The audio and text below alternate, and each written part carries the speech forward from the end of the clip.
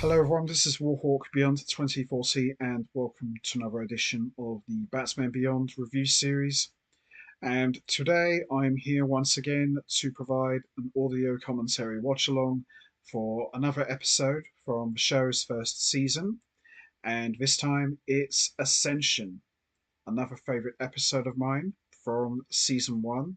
And this is the finale of Batman Beyond season 1, which really closes out in epic fashion, but unfortunately leaves a lot of plot points that were sadly never really resolved or addressed in the show's next two seasons.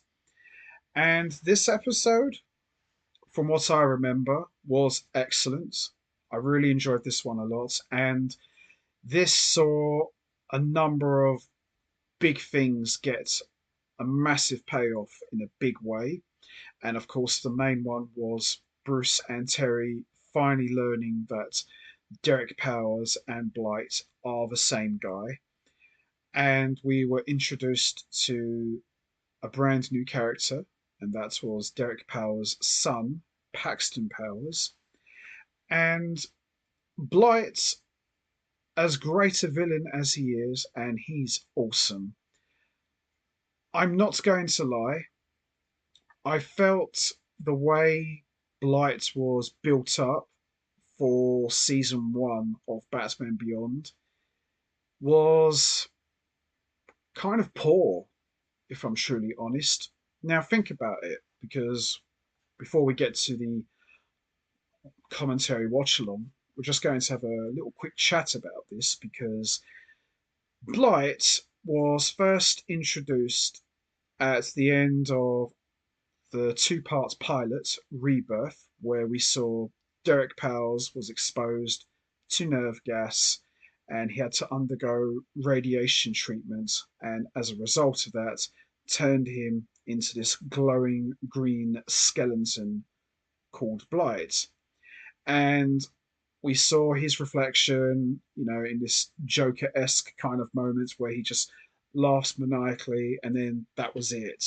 So it was kind of obvious from that closing scene that, okay, Blight's going to be the big bad for the show, and they've clearly set him up to be the new Batman's big opponent.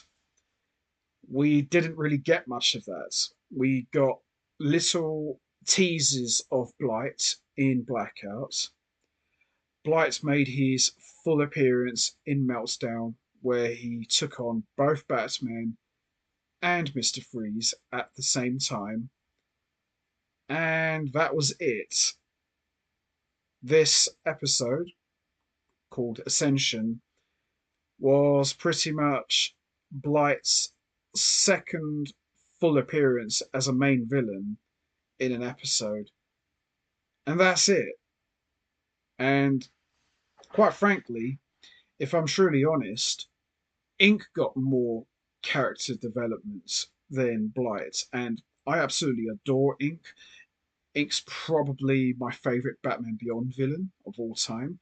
Blight is definitely up there, but I really felt that Blight should have been built up more because I thought they were going in the direction that, okay, he's going to be Terry's Joker because, of the way Derek Powers was transformed into Blight. Very poor. And that's coming from a big fan of Blight. And I love Batman Beyond. I wouldn't really change much about it.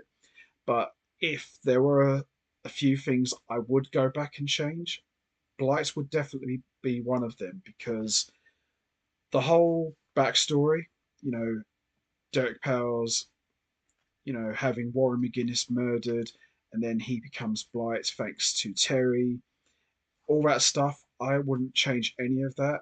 His first appearance, taking on Mr. Freeze and Batman, all good, but really that's where we should have gone to the races after that. We should have got, for the rest of season 1, Blight as the big bad. Now, of course, obviously, Terry was dealing with other villains like Shriek and Spellbinder, the Royal Flush Gang, You want to give those guys a chance. I appreciate that, but I still think they should have teased Blight's existence, that he's still out there, and Terry better watch his back, otherwise Blight's going to come and burn him to a crisp. But that never happened. Now that could be to do with the fact that the show got commissioned for 13 episodes, so maybe they didn't have enough time to develop Light.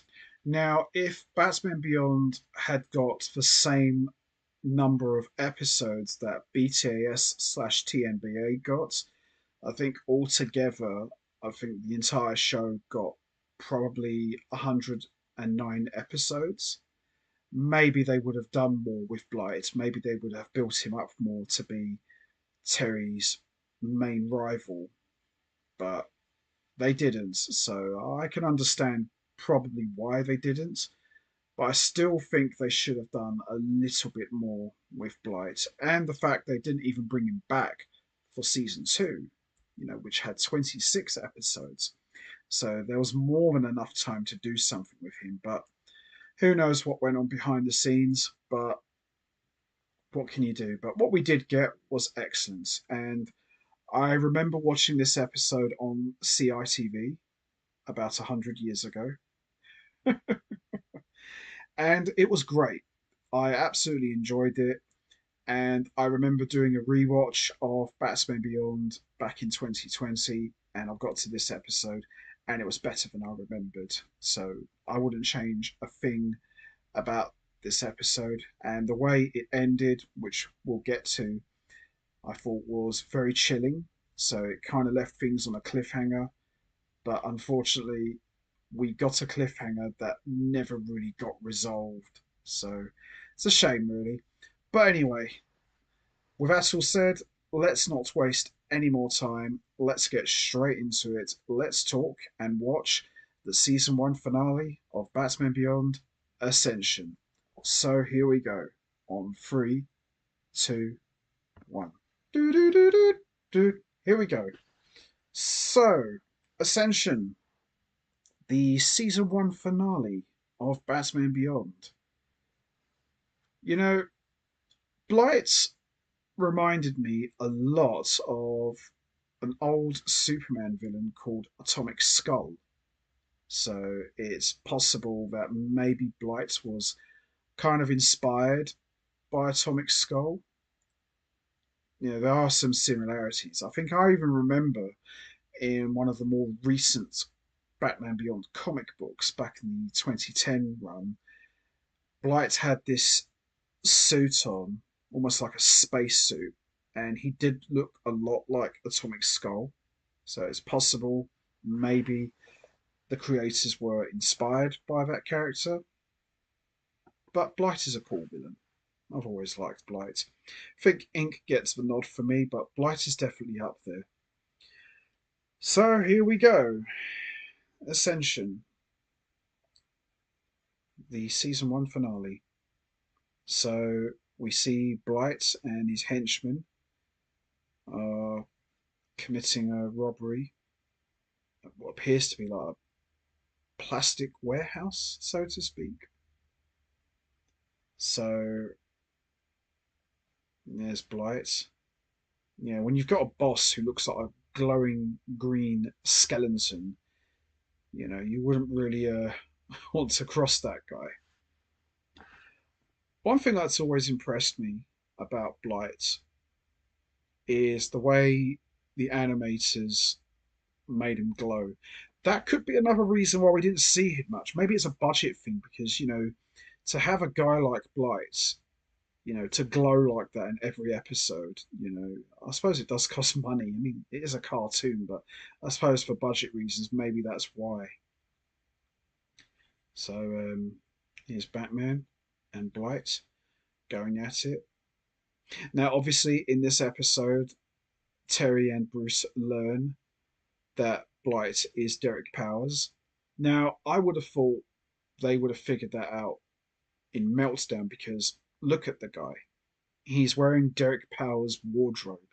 Surely that would have made the guys put two and two together and think, is it possible that this guy could be Derek Powers. I mean, he's wearing his clothes. I don't know, just it's a bit funny. And we learn an interesting thing about Blight in this episode in regards to his powers. So Blight and his henchmen manage to escape, and it's an interesting way how Terry puts out the fire. The old Batman would have used like a fire hose or something, but Terry here uses like I think it's like a capsule of water. It just explodes loads of gas, so I think that's quite cool. So this is where Terry starts to put the pieces of the puzzle together, and he comes to the conclusion that Blight is working for Derek Powers. So Blight is back at his building, and he goes into that room that where his men put his new skin. So this is where we learn that Blight's temper is getting out of control and it's causing his radiation levels to spike up really high. And we see Blight, with sadness in his voice, says to his men, I'm tired of this. I can't maintain this charade any longer. It's time I made new arrangements. So clearly, Blight is getting sick of this as well. So he's going to come to some sort of definitive conclusion to end this torture. Because if you think about it, every time Derek Powers loses his temper, the rage of his anger starts to show and it melts his skin. So imagine his frustration every night. He's got to put on fake skin to keep up his appearance to the public. So it can get on your nerves after a while. So I can appreciate that from how Derek Powers feels. So here we have, which appears to be Mexico, and we see lots of anti Powers holding up signs of Paxton Powers should go home. And there he is, Derek Powers' son. He does look like his dad a little bit. And there is Derek Powers' secretary. Now, for those of you who have read the tie-in comic books, Derek Powers' secretary actually went on to become a villain in her own right called Vendetta. And sadly, she wasn't used in the show, which I would have liked that. Maybe for one episode, they could have brought her in as Vendetta. And she went on this revenge campaign against Batman. So here is Paxton and Derek having a father son reunion. Now, Paxton Powers was sent in exile by his dad to Mexico. And, obviously there's a lot of bad feeling between father and son. So Derek Powers has brought his son to essentially run Wayne Powers while he gets himself sorted out. So obviously we know Paxton Powers is bitter about being exiled by his dad. So they're setting up a meeting so that Paxton can run the company. Wow. Always anti-Powers. Paxton, Derek Powers' son. Word on the street is he's being promoted today because not everybody liked him in his last job. Oh, while you're in there, ask Daddy about his connection to Glowboy. I'd like to finally nail him in something.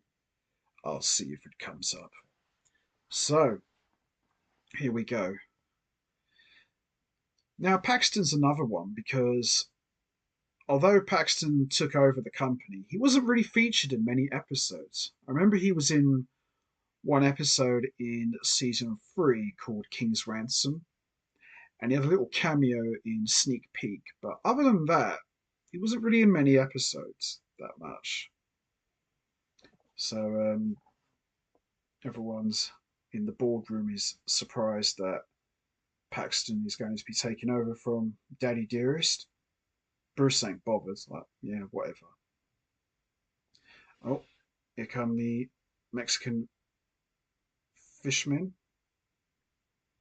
Get these people out of here. Oh dear. Derek's eyes are showing. So that's why people weren't happy in Paxton's job, because he pretty much polluted all of Mexico's fish. I said get rid of them. Oh dear. Ugh.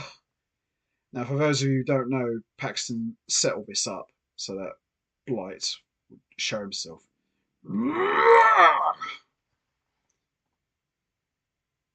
Oh, here we go. See, the reveal here was cool, but I would have preferred it if it was done in a different way. Maybe not in public like this. Maybe, I don't know, Bruce and Derek have words and then he shows himself and Terry comes to the rescue. Maybe something like that. Maybe then after the fact that, you know, Blight disappears, then maybe people could have learned then. But I suppose it was okay for what it was, but maybe could have done it a little bit differently. You want to talk about poison? I am poison. Wow. Well, smoke coming out. Leave him alone. Old man, I've been waiting to do this for years. Yeah, old man Bruce, he's going to throw down with you, you know. He's not afraid. I like that. Derek Powers and Blight, to think you're both of my favourite people. Awesome. I still say this should have been a two-part finale, personally. Maybe part one, Derek Powers reveals himself as Blight, and then part two could have had the big showdown, because it needed it. It really needed it. But this was still a great episode. You know, it's a cool way to end season one. So, Blight's gone. You okay? I'm fine. Batman. I think that's the first time ever in animation history that Bruce is addressing someone else as Batman, and it's not him. So, Blight has gone. Ah, here we go. Nice. Do you think it was born this way? Do you remember when Powers was exposed to nerve gas? Sure I do. I threw it. Powers would have gone under radiation treatment. That, combined with the gas, may have mutated him into this. You mean I made him that way? You may have, in part. Good. Hey, this guy had my dad murdered, and all he's ever done since is hide behind the law. Now everybody can see what he really is, even in the dark. So, in a way, if you think about it, Bruce indirectly made Jack Napier into the Joker after he dropped him into the vat of chemicals, and Terry indirectly made Derek Powers into Blight after throwing the can of nerve gas at him. So, quite interesting dynamic there. But the thing with Bruce, he was always more remorseful and compassionate about his villains. Terry's like, I don't give a crap. Oh, oh dear. No, they'll arrest me. Now I can't even stay here. You've always been a fool. Now I see I'm on my own. Well, Paxton did settle this up. So Terry's out on patrol looking for Blight. And we get a cool little throwback moment here. We get the bat signal. It's another thing I noticed. Batman Beyond never had a bat signal. And yet BTAS/TNBA had a bat signal for years. virtually every episode. Oh, that is epic, seeing the bat signal in Batman Beyond. And this was the last time, sadly. Next time, use email. So Paxton is asking Batman for help. Paxton Powers. Oh, he's definitely nabbed the classic Batman brooding. So I'm not shaking your hand. I don't trust you. I know who your dad is. He glows in the dark. So Paxton has created a machine that can absorb radiation. And I like what Batman says here. Get to why I should care. You want me to cash him for you? Mm. I wouldn't trust Paxton as far as I could throw my shoes and socks at him. Careful, Terry. He has powers after all. I know this is strange, asking you for help. And Bruce advises him, careful, Terry. You're sounding a little vindictive. Why not? I'm just a kid helping a guy's dad. Except my kind of help runs behind bars. Still can't believe this was actually the season 1 finale. Crazy. See? So Mendez was on Paxton's payroll after all. Be ready to kill him too.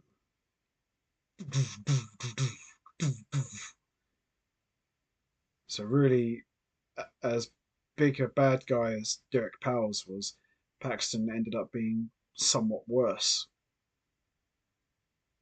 Your hunch was right.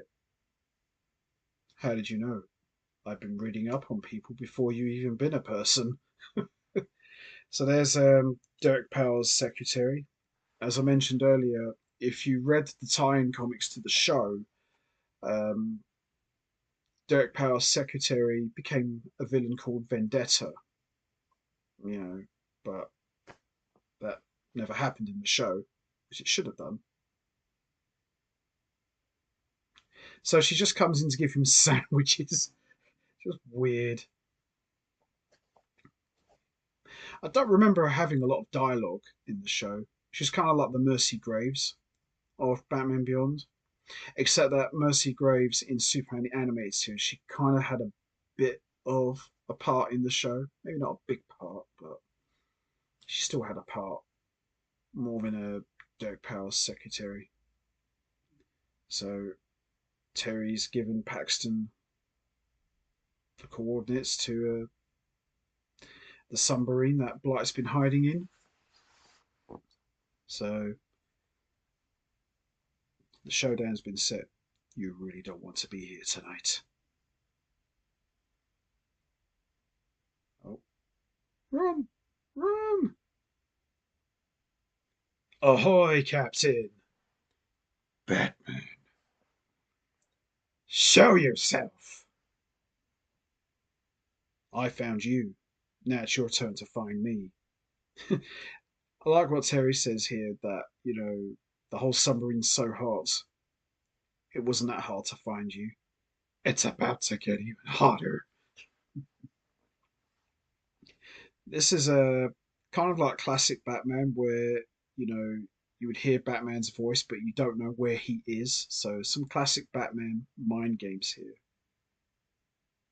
Oh, here we go.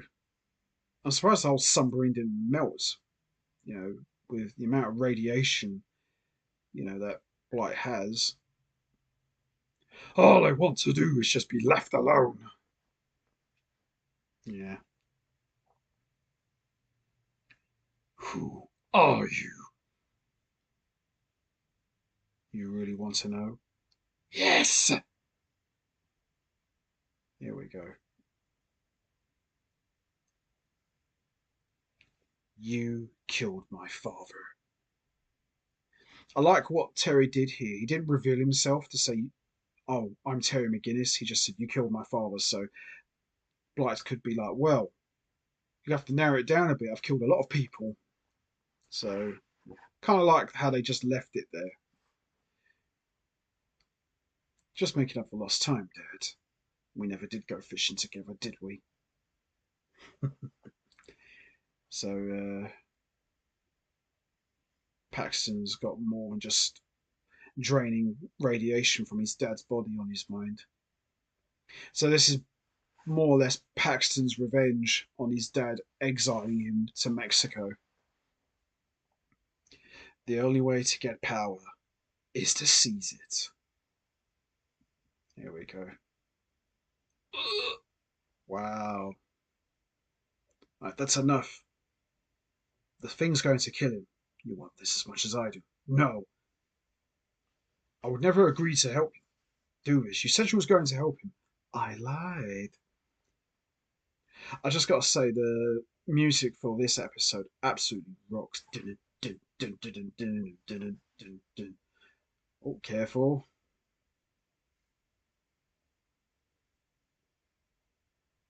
Oh,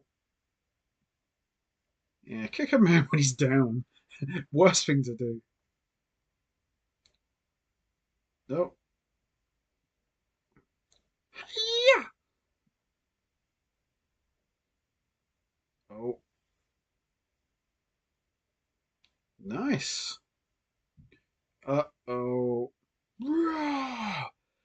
Blight's gone critical. So we're pretty much seeing Blight at his full power now. Paxton!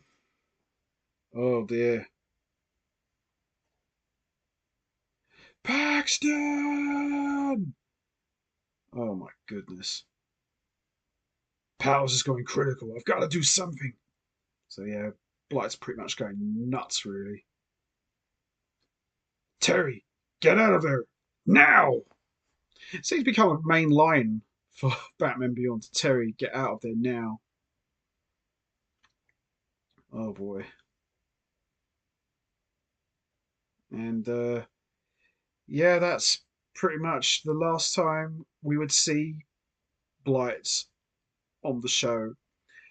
Um, there was a tie-in comic that explains what happened to Blight after Ascension. He did survive. He pretty much melted into the sub, but he did survive and he lost his memory, so he was pretty much living underground, and that was it really. They did bring him back in the 2010 run for a couple of issues, but that's about it really. So, shame really.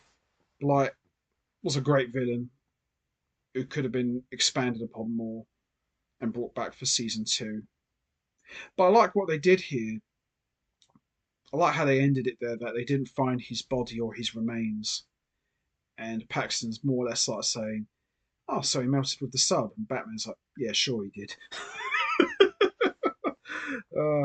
So, a very chilling way to end season one. And that wraps up my audio commentary watch along for the season one finale of Batman Beyond Ascension. Overall, an excellent close for Batman Beyond season one. Bit bummed out that after such a big payoff with Terry learning that Derek Powers is really Blight, we could have had some great battles in later episodes, but they never brought Blight back. So it's a shame, really. I appreciate they wanted to move on to different villains, but when you have someone like that, they could have brought him back for maybe one more episode. They constantly made references about him throughout the show's run, but they never brought him back. But as I said, if you haven't read the tie-in comics to the show, check them out, and it will kind of fill in the gaps for what happened to certain characters after season one. So it's worth checking out just to get those things wrapped up in your head. But yes, this was a lot of fun. This was great.